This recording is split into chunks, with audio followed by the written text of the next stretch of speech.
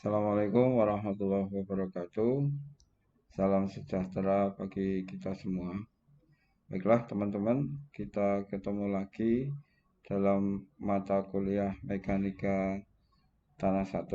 Kali ini untuk pertemuan yang kedua. Semoga teman-teman semua senantiasa sehat, panjang umur dan barokah. Oke teman-teman, di pertemuan pertama kemarin kita sudah membahas tanah, yaitu kumpulan butiran-butiran tanah yang berasal dari pelapukan batuan bersifat lepas yang memiliki bentuk dan ukuran yang beragam. Nah, bentuk dan ukuran yang beragam ini itu menimbulkan rongga pori di antara butirannya. Yang rongga pori ini nanti bisa diisi oleh air dan udara.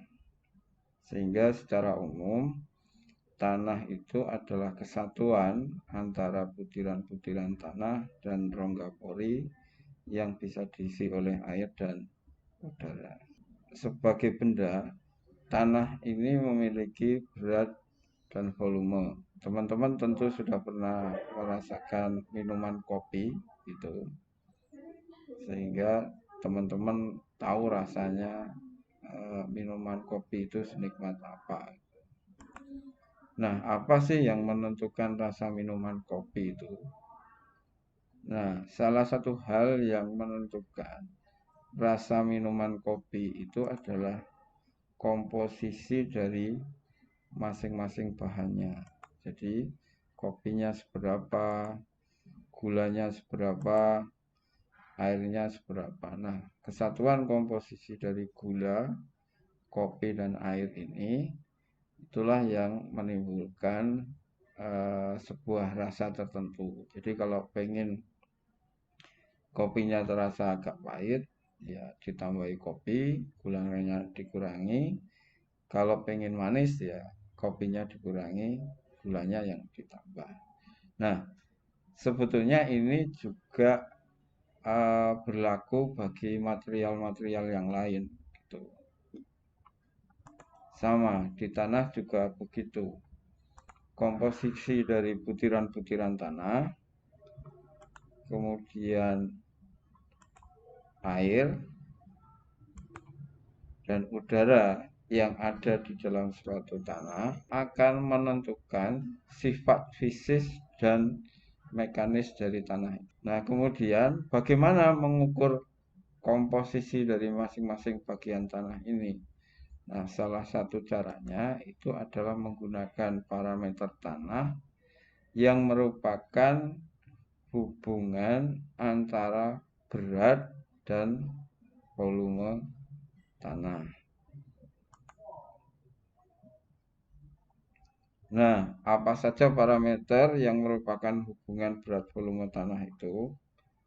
Yang pertama adalah angka pori, kemudian yang kedua adalah porositas, yang ketiga adalah derajat kejenuhan, yang keempat adalah kadar air, yang kelima adalah berat volume tanah, yang keenam adalah berat volume tanah kering, yang ketujuh itu adalah berat volume tanah jenuh, yang kedelapan adalah berat volume butiran, kemudian yang kesembilan adalah berat jenis.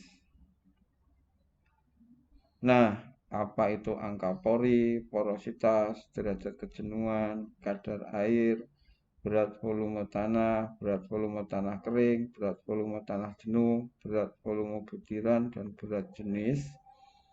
Itu yang akan kita diskusikan. Nah, kita akan mulai dari tadi di depan sudah disampaikan bahwa sebagai sebuah benda, tanah itu memiliki volume karena pasti menempati suatu ruang itu, dan juga memiliki berat.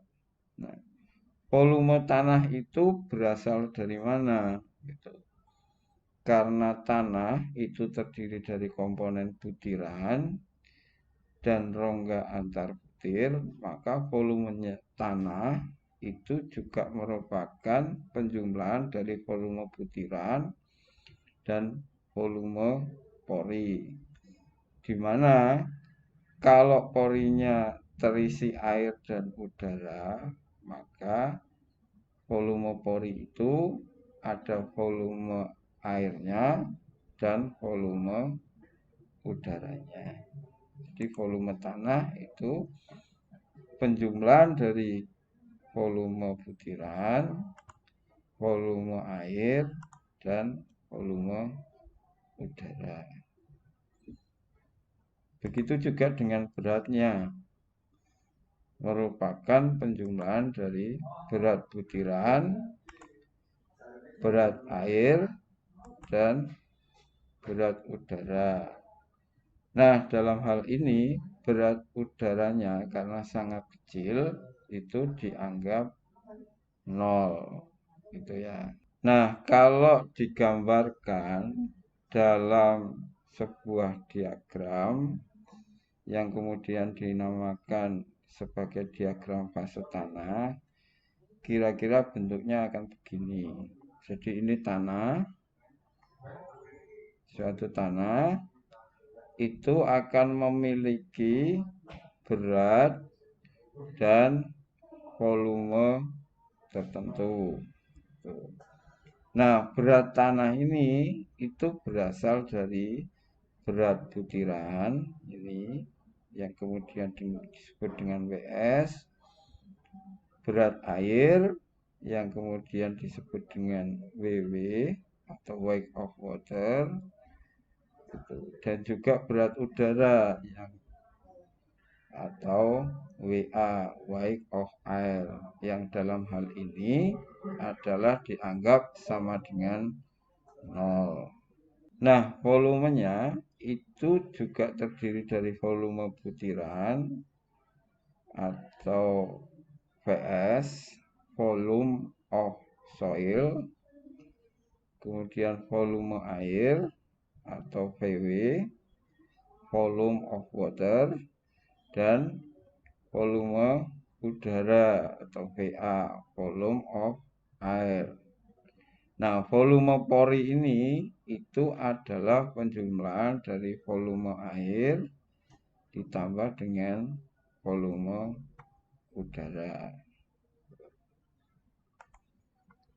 Nah, dari situ nanti kita bisa mendefinisikan parameter-parameter yang sudah disebutkan pada 2 slide sebelumnya. Parameter yang pertama itu dinamakan angka pori atau void ratio. Simbolnya adalah E. Nah, ini adalah perbandingan antara volume pori ini dibanding dengan volume dari butiran padat. Dalam bentuk persamaan menjadi E sama dengan VV dibagi dengan PS, di mana E-nya ini adalah angka pori, VV adalah volume rongga atau volume pori, dan VS itu adalah volume butiran padat. Nah, ini dinyatakan dalam desimal. Nah, angka pori ini menunjukkan apa? Angka pori ini menunjukkan besarnya volume rongga. Jadi, tanah yang memiliki angka pori yang besar itu artinya volume rongganya jika dibandingkan dengan volume dari butirannya itu besar. Nah, karena volume rongga yang ada di dalam tanah ini juga menunjukkan kepadatan, di mana tanah yang memiliki volume rongga yang kecil itu disebut dengan tanah padat, dan tanah dengan volume rongga yang besar itu disebut sebagai tanah yang longgar. Maka angka pori ini menggambarkan kepadatan suatu tanah. Tanah yang angka porinya besar artinya volume porinya besar. Artinya kepadatannya kecil atau tanahnya longgar. Nah, parameter yang kedua itu disebut